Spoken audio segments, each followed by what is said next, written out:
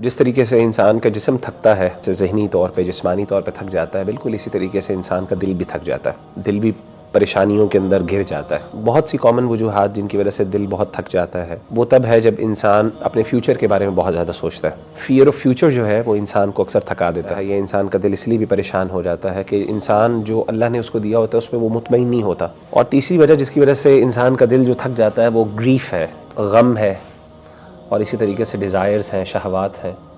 یہ جب کثرت سے انسان کے دل کے اوپر وارد ہوتی ہیں، بار بار انسان کے دل پر حملہ ہوتا ہے، تو اس وقت انسان کا دل جو ہے وہ بہت تھک جاتا ہے۔ یہ جو غم ہے اور دل کے غم ہے اور دل کا بوجھ ہے اور دل کا اطمینان نہ ہونا، سکون نہ ہونا، یہ صرف ہمیں نہیں ہوتا، یہ صحابہ کو بھی ہوتا تھا، اور یہ ہر دور میں ہر جو ہے نیک لوگوں کو بھی ہوتا رہا، اور ظاہر ہے جو اللہ سے دور لوگ ہیں ان کو بھی ہوتا رہا۔ تو اللہ کے رسول صلی اللہ علیہ وسلم نے کہا یا ابا امامہ، کہ اے ابو امامہ، کیا ایسی چیز ہے، کیا ایسی پریشانی ہے تمہیں جس کی وجہ سے تم مسجد میں ایسے وقت میں ہو جو وقت نماز کا نہیں؟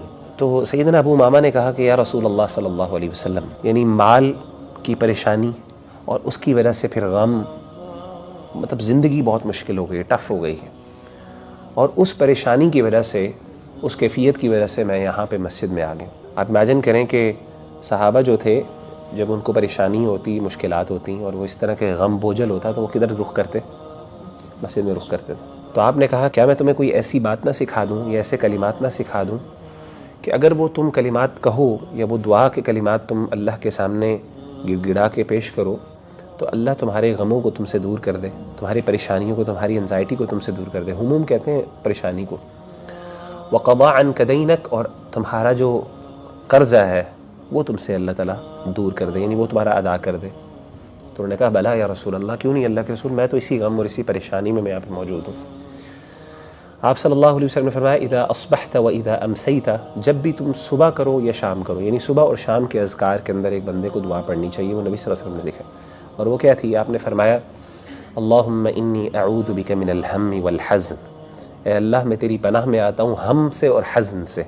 ہم کہتے ہیں انزائٹی سے، اور حزن کہتے ہیں غم یعنی گریف سے۔ وَأَعُوذُ بِكَ مِنَ الْعَجْزِ وَالْكَسْلِ، عاجزی جو ہوتی ہے وہ بندے کی حوصلے کی کمی اور اس میں نقص کا نام ہے، ہمت نہیں ہے انسان کے اندر، جذب یعنی مطلب انسان کو جسمانی قوت ہے، طاقت ہے، لیکن نا وہ ایک چاہت، وہ پیشن اور وہ جو انرجی ہے نا جو آپ کو چاہیے کوئی کام کرنے کے لیے، کوئی اپنا گول اچیو کرنے کے لیے، وہ نہیں ہے آپ کے اندر، تو عجز اسے کہتے ہیں۔ والکسل، کسل کہتے ہیں کاہلی یا سستی کو۔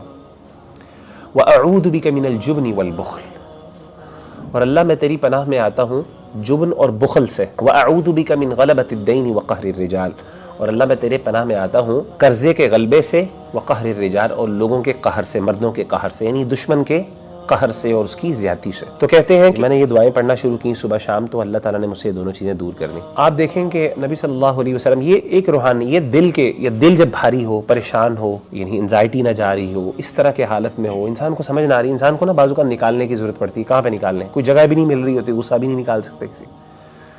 تو یہ ایک وینٹنگ کا طریقہ جو ہمارے دین نے ہمیں سکھایا وہ نماز کے صورت میں تھا۔